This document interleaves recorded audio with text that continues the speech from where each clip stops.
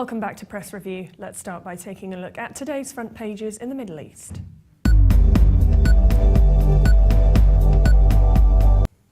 Starting in Saudi Arabia, the Arab news leads reporting that the Islamic Development Bank and billionaire entrepreneur Bill Gates plan to set up a $2.5 billion fund for the poor, especially to fight malaria and polio.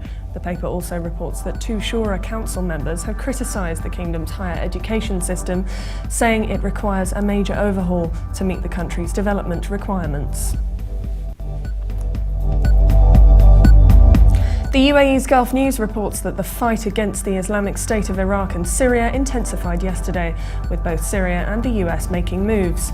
The paper also reports that a suicide bomber killed himself and wounded at least 10 others at a hotel in Beirut, close to the Saudi Arabian embassy yesterday, the third blast in Lebanon in less than a week.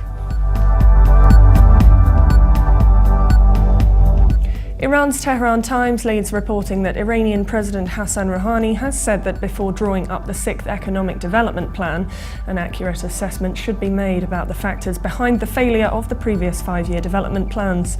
The paper also reports that India has decided to extend by 6 months the special permission granted to ships with Iranian insurance to call at the country's ports.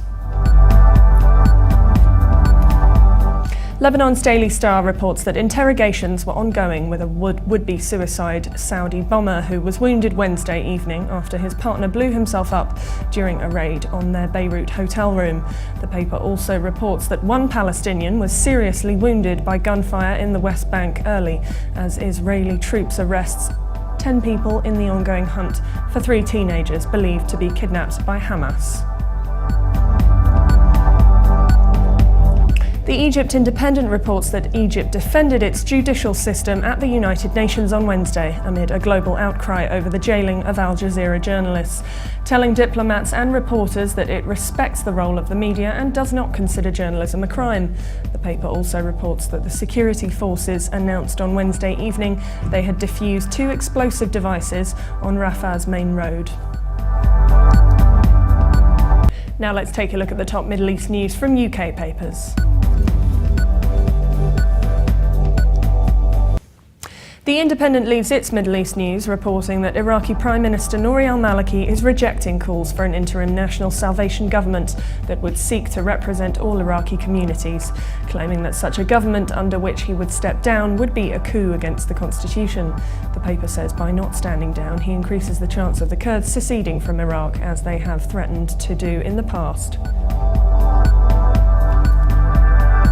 The Guardian leads its Middle East news reporting that the radical Islamist cleric Abu Qatada has been cleared by the Jordanian State Security Court of terrorism offences relating to an alleged 1998 bombing plot. A verdict on the second set of charges relating to the Millennium bomb plot of 2000 was adjourned until September. Now here's the top Middle East news in international papers.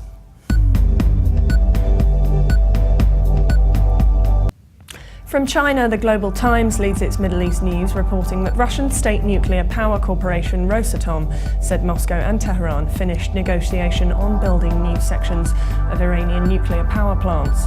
Russia has pledged to safeguard the site and prevent spent nuclear fuel from being reprocessed into weapons-grade materials.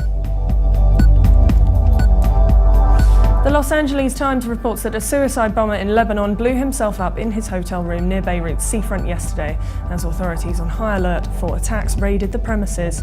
The bomber, identified as a citizen of Saudi Arabia, was killed and 11 people were injured in the blast in the Du Roy Hotel in the capital's seaside Rouache district.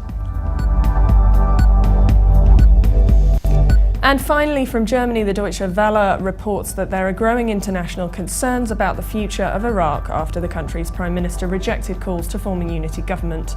This came as ISIS militants continued their advance on the capital. And for more updates, please visit levant.tv. Thanks for watching. Be sure to join us again tomorrow. Bye for now.